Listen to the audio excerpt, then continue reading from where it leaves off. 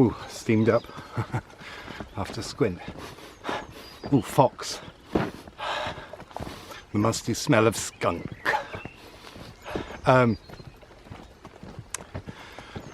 It's funny how your taste changes as you get older. You know, I don't just mean your taste buds and food, which it does, but your taste in things. See, I never used to be a fan of white and blue flowers, but the more I've seen white and blue flowers in a garden together, the more I like it with a touch of pink, because you know, I do like all kinds of flowers and stuff and plants and things, but the white and blue is very cooling, and in a time of heat or when it's getting warm that I'm not a fan of, you know, the white and blue provides a cooling colour to your eyes, even if it's psychological, you know. That's what it does. But I thought it's interesting because I've noticed how I've changed as I've got older, you know. Like, for example, I used to be, well, I still am a bit, I used to be bothered about losing my hair, you know. And then last year I kind of changed a bit, and it's weird. I think because it hasn't all happened at once, it's gone slowly, but slowly my forehead gets bigger. But maybe that's another video, or maybe I'll do it now. And you know, some women go, oh, that's what happens, you know, that's what happens to men. But then, you know, if you was to say the same thing to any woman who's got any issues about anything and say, well, you know, that's what happens, you know, but it doesn't help, does it? And it's an interesting thing because some men aren't bothered, and some men are. There's a lot of men who are, quite a number, and they'll, you know, they will mention it a lot. John Peel, for example,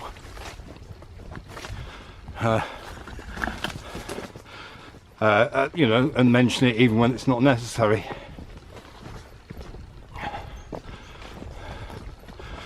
So it is an issue. I mean, people go, oh, just shave it off.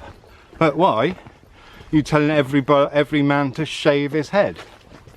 That's, you know, I think that's out of order, really, because hair grows. So I think more likely society needs to deal with men getting bald and having hair, really, because that's what happens. That's the truth of it. You know, there's all this thing about cutting your hair and having a shave. Common insult for me for many years, shouted at by strangers. But, you know, isn't that what women like about men, that they grow beards? Or one of the things. And another thing they like is men going bald. You know, not all women, not all people, even. You know, I just think it's interesting. I just, you know, because when your hair starts to go, you do start thinking about it. I mean, I know people who have short hair anyway, they're still bothered about it. Even if it's not, you know, it's not as obvious as someone like me who's got long hair. But it's weird. It's all the, you know, it's like, we hear lots of stuff about feminism, and sure, that's damaging. Or, you know, the patriarchy is damaging. But then so is the opposite, you know.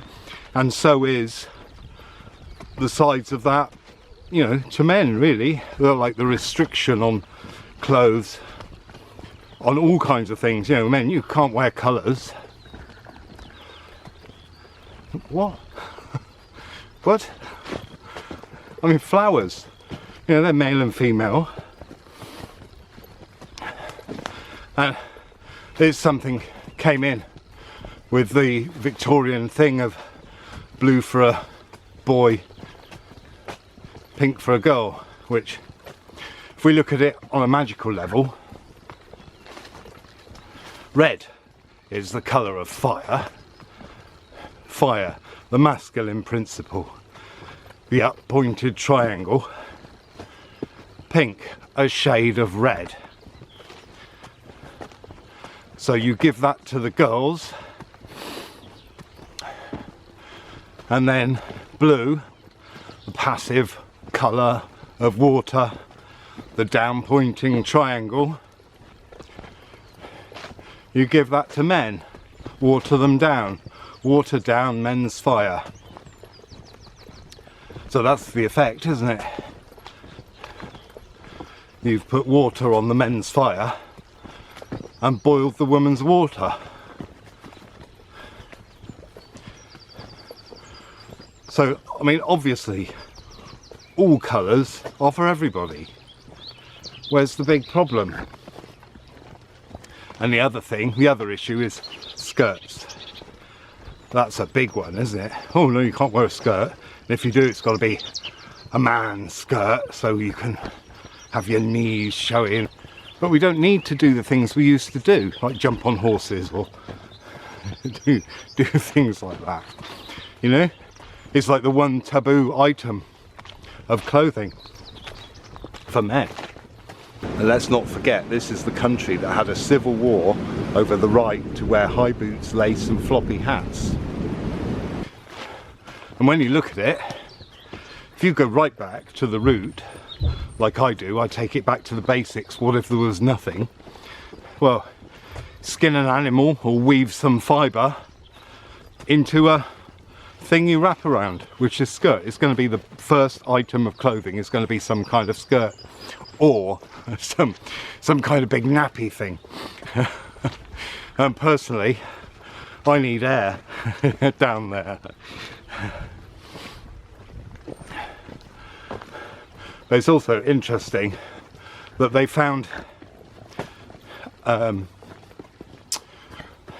sewn trousers in the graves of Amazons,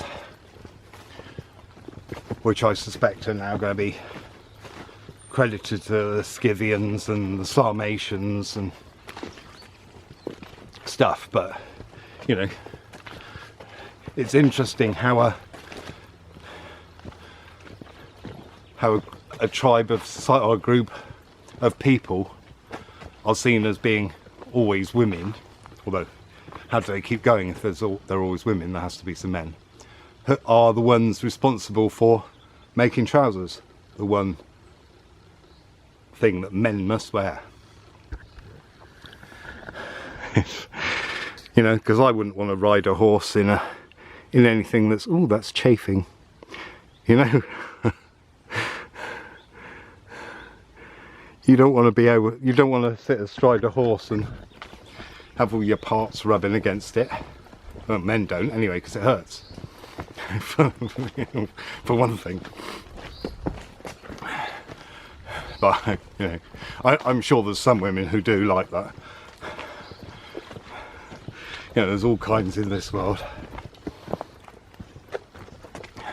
But what I object to is the lack of freedom, you know.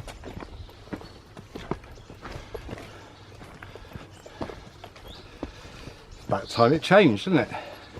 But this is all the propaganda, the constant magnetism of your beliefs and what should happen, you know.